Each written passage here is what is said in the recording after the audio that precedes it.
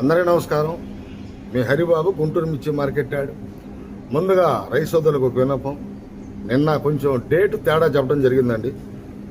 రైతు సోదరులు గమనించి క్షమించండి. ఎందుకంటే మార్కెట్ రిపోర్టు లేట్ అవుతుంది ఇద్దామన్న క్రమంలో తమ్మేల మీద అయితే కరెక్ట్గా డేట్ ఇచ్చాను.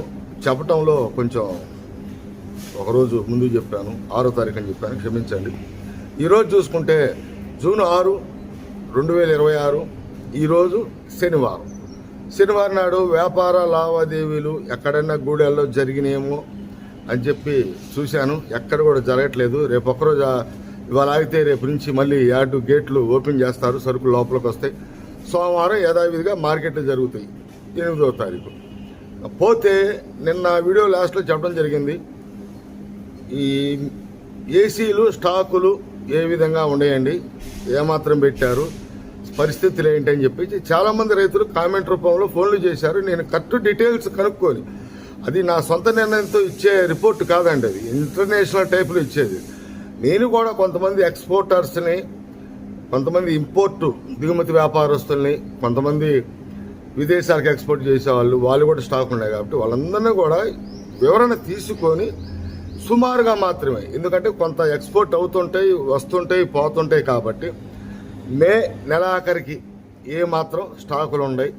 మన ఆంధ్రప్రదేశ్, పక్క రాష్ట్రం మన తెలుగు రాష్ట్రం తెలంగాణ, పక్క రాష్ట్రం కర్ణాటక, ఈ 3 రాష్ట్రాల్లో సరుకులు ఏ మాత్రం స్టాకులు ఉన్నాయి. ఆ స్టాకులు సరుకులతో పాటు కొన్ని వివరాలు అయితే తెలియజేస్తాను. ఇంకా ఎందుకంటే ఒకటి గమనించాల రైతులు కూడా, ఈ మొత్తం ఉన్నాయి కూడా మొత్తం రైతుల సరుకు కాదండి. కొంత ఎగుమతి వ్యాపారస్తులు, కొంత బేరగాళ్ళు కొనిపెట్టుకున్న వాళ్ళు, ఎవరెవరు ఎంత, ఎక్స్పోర్టర్స్ ఎంత అనేది మీకు వీడియోలో వివరంగా క్లుప్తంగా అర్థమయ్యే విధంగా చెప్తాను. వీడియో లాస్ట్ దాకా చూడండి. ఎప్పుడైనా సరే వీడియో లాస్ట్ దాకా చూస్తే మీకు మొత్తం పొజిషన్ అర్థమవుతుంది. ఇంకా లేట్ చేయకుండా వెళ్ళేటప్పుడు వీడియో చూస్తున్నారు కానీ లైక్ చేయడం మర్చిపోతున్నారండి. వీడియో చూసేటప్పుడు లైక్ చేయండి. మీకు నచ్చితేనే నలుగురికి షేర్ చేయండి.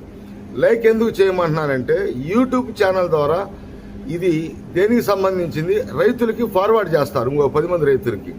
మీ సపోర్ట్ కూడా అవసరం కాబట్టి మర్చిపోవద్దు. సబ్స్క్రైబ్ చేసుకోండి, అప్డేట్ ఇచ్చినప్పుడు నోటిఫికేషన్ వస్తుంది. ఇంకా వివరాల్లోకి వెళ్ళిపోదాం. టోటల్గా ఆంధ్ర, తెలంగాణ, కర్ణాటక ఈ రాష్ట్రాల గురించి ఓల్డ్ స్టాక్ ఎంత, ఇప్పుడు స్టాక్ ఎంత, అసలు పొజిషన్ ఏంటి అనేది మీకు వివరంగా తెలియజేస్తాను. ముందు మన ఆంధ్రప్రదేశ్ చూసుకుంటే, టోటల్గా ఆంధ్రప్రదేశ్ అండి, ఒక గుంటూరే కాదు, అటు కర్నూలు కానించి నంద్యాల, ప్రకాశం, పల్నాడు, గుంటూరు, కృష్ణా జిల్లా, ఇటు పత్తిపాడ వైపు ఈ మొత్తం కూడా కలిపి టోటల్గా ఓల్డ్ స్టాకు 25 లక్షల దాకా ఉందండి. ఓల్డ్ స్టాక్ అంటే బిఎఫ్లు కానీ సిఎఫ్లు కానీ. కొంతమంది బిఎఫ్లు అమ్ముకున్నారు, కొంతమంది సిఎఫ్లు కూడా అమ్ముకున్నారు. కొంత ఈ ఆయిల్ మిల్లులు, కారం మిల్లులు సంబంధించింది కొంత ఉంది. ఎందుకంటే మన గుంటూరు లెక్క అయితే 7 లక్షలు వెళ్ళింది. మిగతా లెక్క అటు కర్నూలు కానించి కృష్ణా జిల్లా దాకా మొత్తం కూడా ఒక 25 లక్షల దాకా ఉంటే, ఈ సంవత్సరం కొత్తగా పెట్టినాయి 55 లక్షలు. ఈ 55 లక్షల్లో ఆయిల్ మిల్లు, కారం మిల్లులు, పౌడర్ రకాలు మొత్తం ఇంటర్నేషనల్ ఎక్స్పోర్టర్స్ కూడా వాళ్ళు ఇక్కడ స్టాకులు పెట్టి డైరెక్ట్ లోడింగ్ ఎగుమతి వ్యాపారస్తుల ద్వారా పెట్టి వాళ్ళందరికీ కూడా ఉన్నాయి. అన్ని రాష్ట్రాల్లో, అన్ని జిల్లాల్లో, అన్ని విధాలుగా. అట్లానే మన పక్క తెలంగాణ చూసుకుంటే, తెలంగాణ కూడా దగ్గరగా ఓల్డ్ స్టాకు కలిపి 17-18 లక్షలు దాకా ఉంది ఓల్డ్ స్టాకు. ఈ సంవత్సరం చూసుకుంటే ఒక 33 లక్షల దాకా స్టాక్ ఉందండి. స్టాకులు పెట్టారు. ఈ సంవత్సరం ఒక 17 లక్షల దాకా ఓల్డ్ స్టాకు కనపడుతుంది. ఈ సంవత్సరం పెట్టింది ఒక 33, ఆ విధంగా 31, 32 దాకా నాకు సుమారుగా రిపోర్ట్ అయితే నేను కనుక్కొని ఫోన్ చేసి తెలుసుకున్న సమాచారం ప్రకారం ఒక 50 లక్షలు మొత్తం కూడా కలిపి. మనవి చూసుకుంటే ఒక 80 లక్షల దాకా ఆంధ్రప్రదేశ్ ఓల్డ్ స్టాకు, ఈ స్టాక్ కలిపి. గుంటూరు వరకు అయితే మొత్తం కోల్డ్ స్టోరేజ్లు నిండకపోయినా కొంత ఉన్న ఓల్డ్ స్టాక్తో కలిపి సుమారుగా మన ఆంధ్రప్రదేశ్ కానీ ఆంధ్ర మొత్తం కూడా ఈ కలిపి ఒక 80 లక్షలుగా తేలింది. ఇంకా కర్ణాటక విషయం తీసుకుంటే, కర్ణాటక అయితే 8 లక్షల నుంచి 8,50,000, 9 లక్షల లోపు అయితే కర్ణాటక ఓల్డ్ స్టాక్ ఉంటే, ఈ సంవత్సరం ఒక 23 లక్షలు, 25 లక్షల దాకా సరుకులు స్టాకులు కొత్త స్టాకులు పెట్టినట్టు. ఎందుకంటే అటు కూడా కొంత పంట ఈ సంవత్సరం ధ్వంసం, ఈ కొత్త పంట పెద్దగా స్టాకులు లేవు. ఏదైనా టోటల్గా మొత్తంగా అటు తెలంగాణ, ఆంధ్రప్రదేశ్, కర్ణాటక మొత్తం కూడా ఎన్ని బస్తాలు ఏంటి మొత్తం కూడా స్టాకులు ఎంత ఉండే అని చూస్తే సుమారుగా 1,50,00,000 పైన ఉన్నట్టు నేను తెలుసుకున్న. కొంతమంది వ్యాపారస్తులను సంప్రదించి, ఎక్స్పోర్టర్స్ దీని మీద ఏసీల మీద అవగాహన, ఎగుమతి వ్యాపారస్తులను కూడా సంప్రదించి నేను తీసుకున్న సమాచారం సుమారుగా మాత్రమే ఇందాక చెప్పిన విధంగా వస్తుంటాయి పోతుంటాయి అని.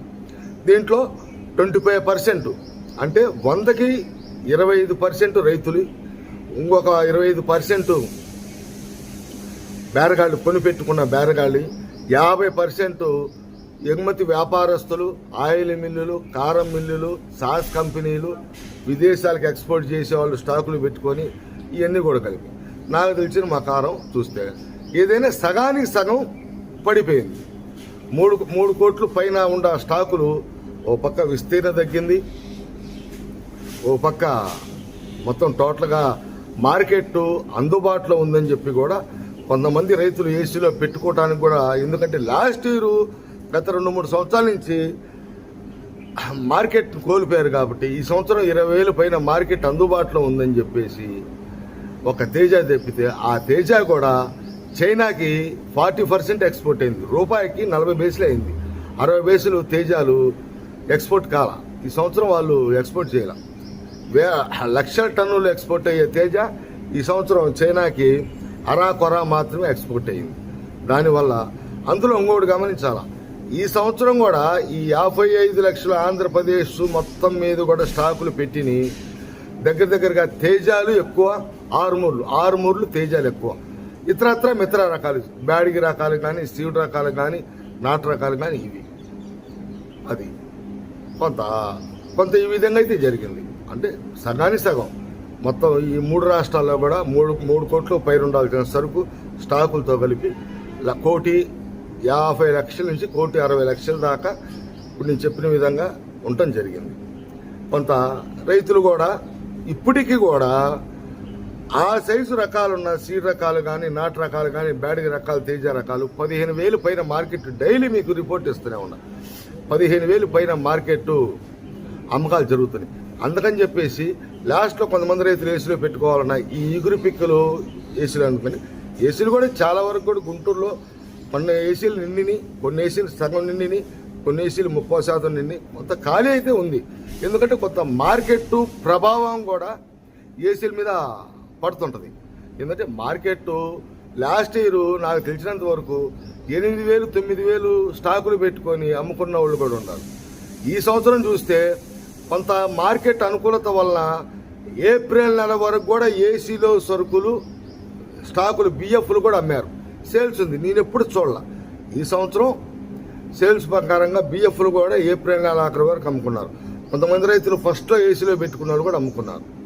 అట్లా వ్యాపార లావాదేవీలు ఈ సంవత్సరం ఏసీలో అటు కొత్త సరుకులు ఇండివిడ్యువల్గా 2 ఈ సంవత్సరం ఏప్రిల్ నెల దాకా కూడా సేల్స్ అవుతూనే ఉన్నాయి. మార్కెట్ అనుకూలత వలన లాస్ట్ ఇయర్ అయితే చాలామంది రైతులు కూడా 8,000 అమ్ముకున్న వాళ్ళు ఉన్నారు, 9,000. భద్రాచలం రైతులు అయితే 17,000-18,000 పెట్టి స్టాకులు పెట్టుకొని 11,000-12,000 అమ్ముకున్నారు. మన తెలంగాణ అటు ఖమ్మం అటువైపు కాకుండా మన ఆంధ్రప్రదేశ్లో కూడా చాలామంది రైతులు ఇట్లా జరిగింది. తక్కువ రేట్లు, అప్పుడు మార్కెట్ ఉన్న రేట్ల కంటే కూడా 7,000-8,000, 10,000 రేట్లు తక్కువ అమ్ముకున్నారు. ఆ విధంగా ఈ విధంగా నేను చెప్పిన విధంగా అయితే స్టాకులు అయితే ఉండయండి. మళ్ళీ రేపు యాడ్ ఎట్టా తీస్తారు. సోమవారం మార్కెట్లో ఏసీలు, ఎందుకంటే ఏసీలు అమ్మట్లేదండి. ఏసీలు కొద్ది గొప్ప ఏసీలు పెడతారు, కొంత రావాల్సిన నాణ్యత సరుకులు వస్తాయి. మార్కెట్ ధరలు ఏ విధంగా ఉన్నదండి ఎప్పటికప్పుడు మీ కళ్ళ ముందు నేను మార్కెట్ ధరలు చూపించడం జరుగుతుంది. సోమవారం మార్కెట్లో అయితే మళ్ళీ కలుద్దాం. నమస్తే, మీ హరిబాబు, గుంటూరు మిర్చి మార్కెట్ యార్డ్.